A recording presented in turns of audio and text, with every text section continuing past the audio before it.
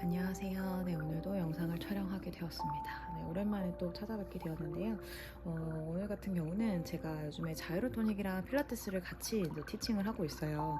회원들을 가르치다 보면은 물론 척추의 움직임도 겸해서 중복되는 부분들이 있지만 좌골에 대한 인지를 시키는 게 생각보다 그 빌드업이 어렵더라고요. 제가 어려운 만큼 선생님들도 그러지 않을까라는 생각을 하게 됐고 이런 동작을 자유로를 안 하셨더라도 혹은 필라테스에서는 또 어떤 동작으로 좌골에 인지할 수 있는 것들의 동작들이 있을까라고 또 생각을 해봤고, 뭐 저는 살짝 수업을 할 때 즉흥으로 하는 편이다 보니까 제가 하는 거를 그때 이 동작을 했을 때 조금 효과가 있었던 것 같아, 이런 거를 이제 공유하고자 이제 영상을 촬영하게 되었고, 일단 10분이라는 거에 대한 구조 이해가 필요할 것 같아서 이렇게 제가 봤을 때 보기 좋은 사진을 캡처해서 갖고 와봤는데, 여기가 10본이라고 하죠. 그리고 여기가 세이크럼이라고 이 넓은 판 면을 천추라고 하고, 여기 콕시스 미추라고 해서 꼬리뼈가 있을 거예요. 보면 하나 둘 세 개의 구조성이 바닥면의 지면을 수직하게 되어 있고요. 얘가 물론 말려있는 구조긴 하지만 시적으로 향하는 방향을 보면 아래쪽을 향한다고 보겠죠.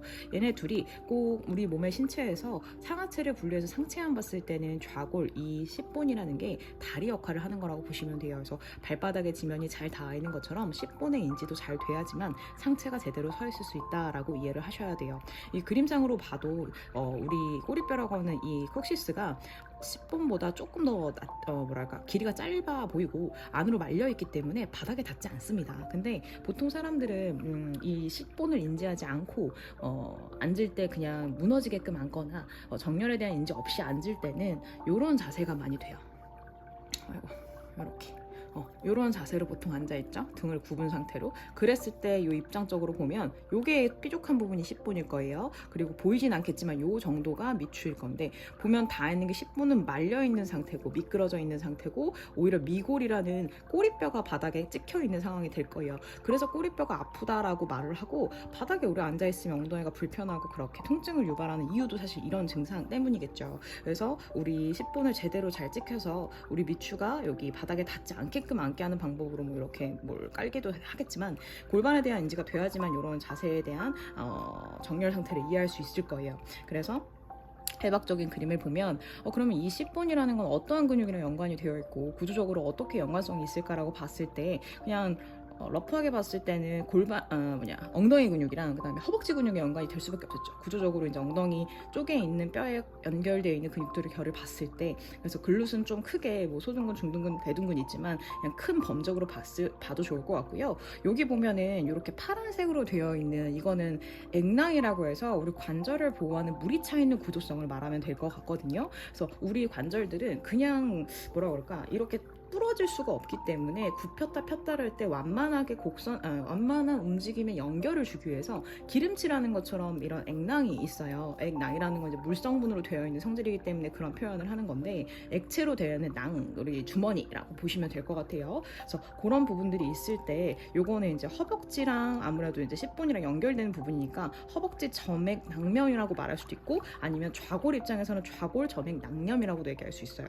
점액 낭염이라는 건 아까 말한 대로 액체가 되어 있는 이 주머니 구조인데, 관절을 움직일 때 보호하는 쿠션 역할을 한다고 보시면 됩니다. 그래서 이런 액체상의 그런 것들로 인해서 우리가 바로 다이렉트로 충격을 받거나 그거를 뼈가 이렇게 못질을 당하듯이 충격을 다이렉트로 흡수하지 않기 위해서 있는 구조인데, 얘네들이 너무 누적 시간이 긴 오랜 시간 동안 압축이 되어 있거나 혹은 이 물기가 돌지 못하고 계속 고정돼 있거나 우렬돼 있다고 치면, 이런 것들이 이제 염증 소견으로 발현이 될 수 있거든요. 소위 말해 이제 마찰이 잦았다, 혹은 뭐 압축성으로 이게 흐름이 굳어져 있다, 이런 느낌을 보면 돼요. 우리 액체도 가만히 두면은 약간 굳는 구조가 될 수 있잖아요. 주변의 환경이나 이런 뭐 온도나 시간이나 이런 것들을 통해서. 그런 것처럼 얘네들이 이제 염증 소견이 났을 때 좌골 낭염 아니면은 좌골 아마 점액낭면이라고 할 거예요. 그 다음에 허벅지 기준에서 말을 할 수도 있긴 하지만 보통 좌골 점액낭면을 많이 이제 진단을 받으셔서 오시는 것 같아요. 가끔 회원들 케이스에도 그런 케이스들이 있잖아요. 그래서 이제 힙라인이 아프다, 앉았다 일어났다가 불편하다,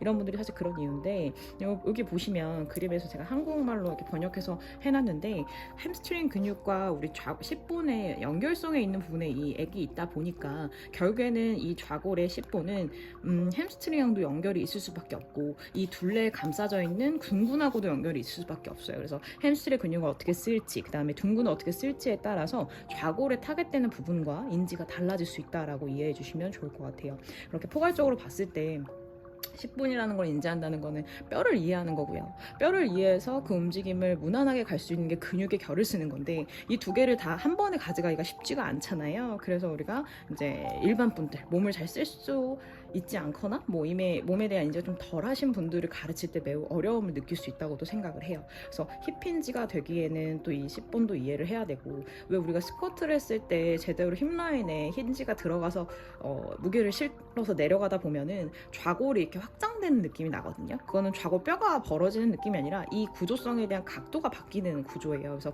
그렇게 확장됐다가 다시 닫고 확장됐다가 다시 닫는 걸로 근육을 펌핑하면서 햄스트링 근육의 끝점도 받쳐주고 둥근도 같이 받쳐줘서 이 좌골을 들어 올렸다가 내리고의 움직임이 반복되는 거예요. 스쿼트라는 거는 사실 뭐 무릎 관절과 고관절을 둘 다 쓴다고 하지만 힙힌지에 연관이 있는 게 아무래도 10번의 움직임이다 보니까 그런 것들에 대한 이해도가 좀 있으면 좋겠죠. 그러면 이 두 개를 인지를 해야지만 사실 스쿼트도 제대로 나오고 둥근이라는 것도 타겟을 제대로 할 수 있고 햄스트링도 제대로 타겟을 할 수 있는데, 그런 거를 이제 필라테스에서 어떤 동작들이 있을까라고 그냥 러프하게 생각을 해봤을 때 저는 캣 동작이 조금 그렇게 될 것 같아요. 사실 우리가 무언가를 집중하기 위해서는요, 주변 걸 다 제쳐두고 오로지 이거 하나만 보게끔 하는, 혹은 이거에 더 집중할 수 있는 환경을 조성하는 것 또한 하나의 팁이겠죠.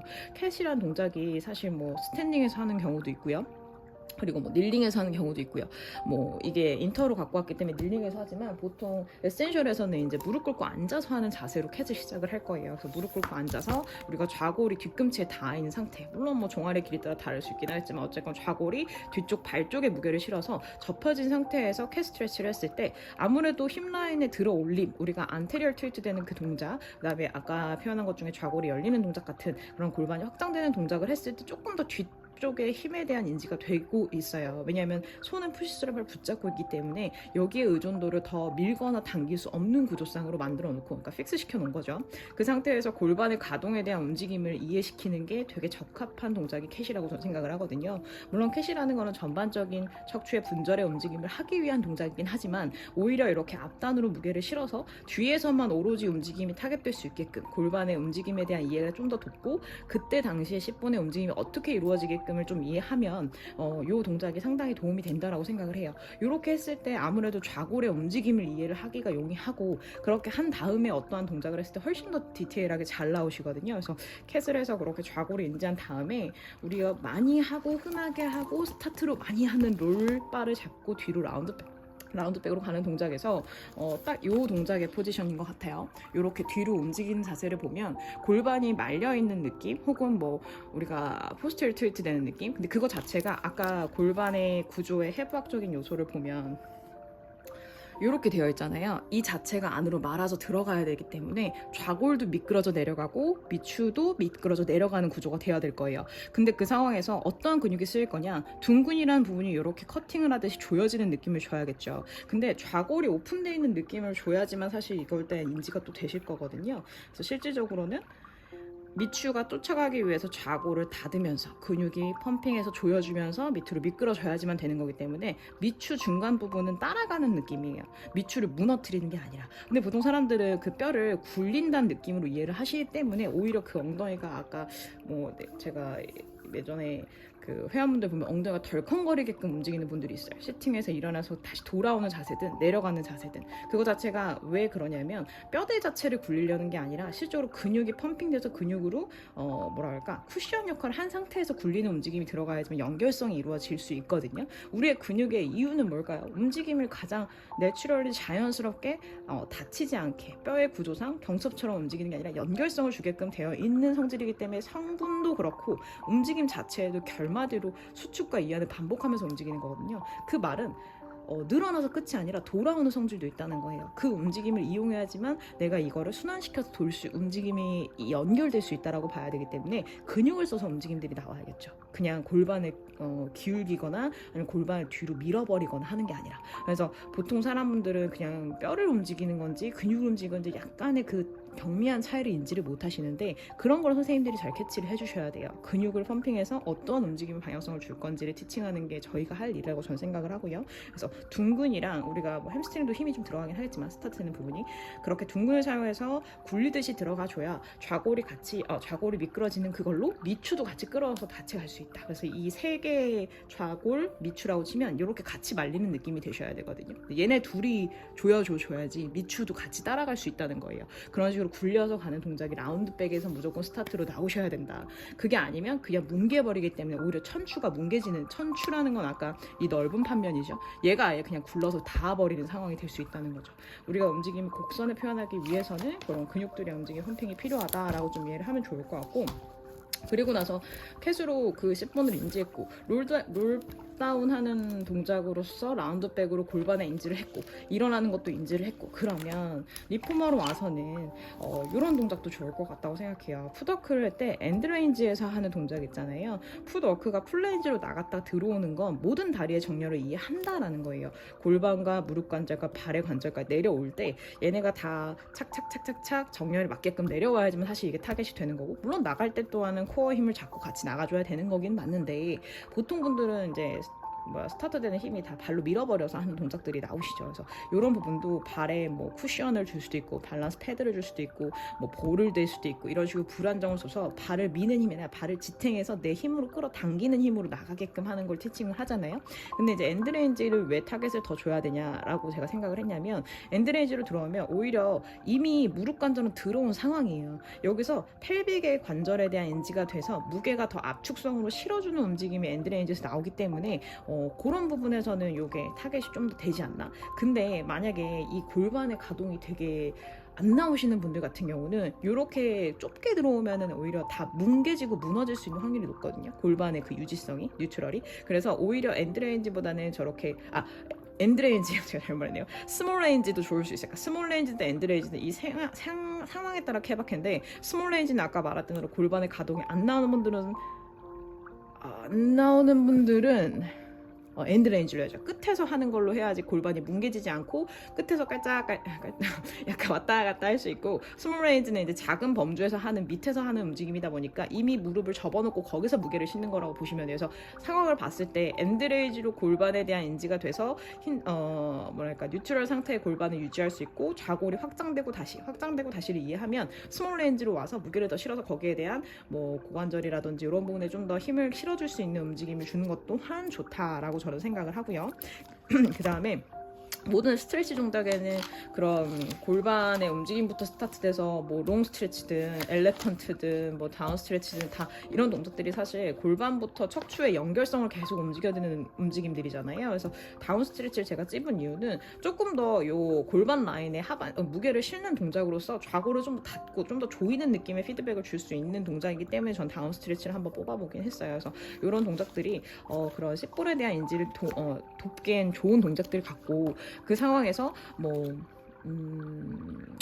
베이스는 사실 골반의 뉴트럴과 그 다음에 임프린트나 혹은 뭐 포스테리어 틸트나 안테리어 틸트나 이런 거에 대한 인지가 된다는 것 자체가 이 골반의 구조성을 이해하고 계시는 거여야 하거든요. 근데 그게 이제 제가 말씀을 드리고 싶었던 부분은 뼈를 움직이는 게 아니라, 뼈를 그냥 굴리고 밀고 꺾고 허리를 제끼고 이런 게 아니라 근육을 수축하고 이완을 어떤 방향성으로 줘서 이 움직임들이 나오게 할지를 티칭해 줘야 되는 게 우리 선생님들이 해야 될 일이지 않을까라고 생각을 합니다. 그래서 보통 저는 이렇게 동작을 했을 때는 대부분 10번에 대한 인지가 좀 되시더라고요. 그리고 가끔은 그냥 평평한 의자, 좀 딱딱한 의자, 혹은 밑에 뭘 깔아서 불편하게 밑받침을 만든 상황에서 엉덩이를 좀 더 인지하게 해드리는 경우도 있어요. 아니면 손바닥을 껴서 그런 좌골에 대한 인지를 직접적으로 뼈를 느끼게끔 하시는 그런 방법도 있고요. 좌골이란 뼈가 엄청 중요한 뼈인데 보통 사람들은 그냥 그거를 그냥 덩어리째 생각을 하시는 것 같더라고요. 엉덩이로 그냥 앉아있는다. 근데 아까 그 남성분 사진의 그런 것처럼 덩어리로 앉아있을 때 뭉개지는 엉덩이라는 게 또 있잖아요. 어딨어?